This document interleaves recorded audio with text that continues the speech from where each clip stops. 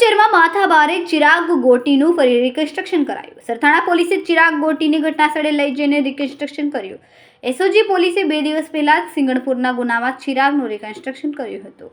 Singanpur police મથકમાં ચિરાગ વિરુદ્ધ ફરિયાદ નોંધાયા બાદ એક ફરિયાદીઓ સામે આવ્યા હતા। સિંગણપુર સરથાણા ચોક બજાર કતારગામમાં આરોપી વિરુદ્ધ ફરિયાદ નોંધાઈ હતી। સરથાણા પોલીસ મથકમાં આરોપી ચિરાગ ગોટી વિરુદ્ધ ખંડણીની ફરિયાદ નોંધાઈ હતી। ટ્રાવેલ્સના માલિક પાસેથી બંદૂકની અણીએ ધમકાવીને 18 લાખ રૂપિયા પડાવી લીધા હતા। ફરિયાદી મુકેશભાઈ ગજેરાએ ખંડણીની ફરિયાદ નોંધાવી હતી। આરોપી ચિરાગ ગોટી બાયોડીઝલનો ધંધો કરતો હતો। ફરિયાદીને બાયોડીઝલની જરૂરિયાત હોવાથી બંનેનો સંપર્ક થયો હતો। ફરિયાદી ચિરાગ ગોટી વચ્ચે મિત્રતા થતાં 18 લાખ જેટલા ઉછીના લીધા હતા। ચિરાગ ગોટી પાસેથી પૈસા માંગવા જતાં ચિરાગ ગોટીએ બંદૂક બતાવીને ફરિયાદીને ધમકાવ્યો હતો। પોલીસે આરોપી ચિરાગ ગોટીની ધરપકડ કરીને કાયદેસરની કાર્યવાહી હાથ ધરી છે। 2021નો એક બનાવ છે, તેમાં આરોપી વિરુદ્ધમાં ફરિયાદીએ 18,75,000 રૂપિયા પોતાને ફરિયાદીને લેવાના હોય, એ પૈસા આપવા ન પડે એ બાબતે ફરિયાદીને ધાકધમકી આપેલી। ફરિયાદીના ઘરે આવી હથિયાર બતાવી બળજબરીથી રૂપિયા 5,000 કઢાવી લીધેલ। તે બાબતનો એક ગુનો સરથાણા પોલીસમાં દાખલ થયો છે। એ ગુનાના કામે હાલ આરોપીને અટક કરેલ છે। મારું નામ મુકેશ ગજેરા છે। આજે ચિરાગ ગોટી જેમણે અસંખ્ય લોકો સાથે ચીટિંગ કર્યા છે અને લોકોને દબાવ્યા છે અને ખંડણીઓ પણ લોકો પાસેથી ઘણી બધી લીધેલી છે।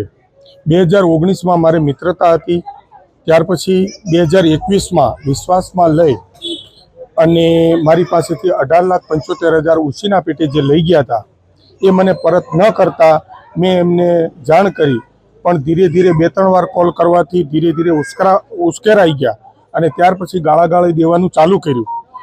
ખરેખર મારે જ્યારે જરૂર હતી ત્યારે મેં એને કોલ કર્યો ત્યારે સાંજના 7-7:30નો સમય હતો અને મને એવું કીધું કે અત્યારે હાલ ક્યાં છે તું?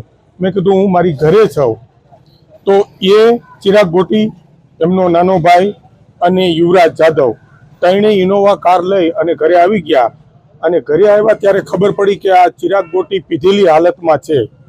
એલફેલ બોલવા માંડ્યા એટલે તરત હું મારી રૂમમાં ઉપર લઈ ગયો અને ત્યાં બેસીને શાંતિથી વાત કરવા માટે આજીજી કરી, પણ એ નશાની હાલતમાં ગાળો ભાંડવા માંડ્યો અને ત્યાર પછી મને પિસ્તોલ બતાવી અને કીધું કે આ કોઈના બાપની સગી ન થાય, જે કાંઈ પૈસાની લેતી દેતી છે તે ભૂલી જાઓ અને ક્યારેય કોઈને આવા જાણ નથી કરવાની, નહીતર ગમે ત્યારે તમારો ધંધો ટ્રાવેલ્સનો છે, રાત આવરનું તમારે બહાર જવાનું જ હોય, એ પણ મને ખ્યાલ છે, ગમે ત્યાં હું અડી જઈશ અને ગમે ત્યાં તમારું ખૂન કરી નાખીશ। જી, મારું નામ પાર્થ બિયાણી। જી, ગોટીનો વરઘોડો તો નીકળશે।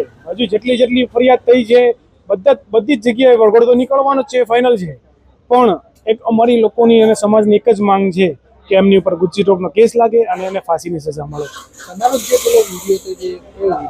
જી, આપ જોઈ રહ્યા છો કે જે તાલિબાની રીતે જે ગાડલા ઉપર સુરવની જે માર મારી રહ્યો છે એ હું ખુદ પોતે છું અને આ વિડીયો છે 1.5 થી 2 વર્ષ જૂનો વિડીયો છે। જે વખતે એણે મને માર મારીને એવું બોલેલો, એવું ધમકાવેલો, મને એને ડરાવેલો કે જો તે કોઈને વાત કરી અને જણાવ્યું કે મને આ રીતના મને સજા આપી છે, અલ્પેશભાઈ મિયાણીને જણાવેલું કે પછી ફેમિલીમાં જણાવ્યું, તો તું જ્યાં ત્યાંથી હું તને ગોતીને તને જાનથી મારી નાખીશ ને તારા ફેમિલીનું હેરાન કરીશ।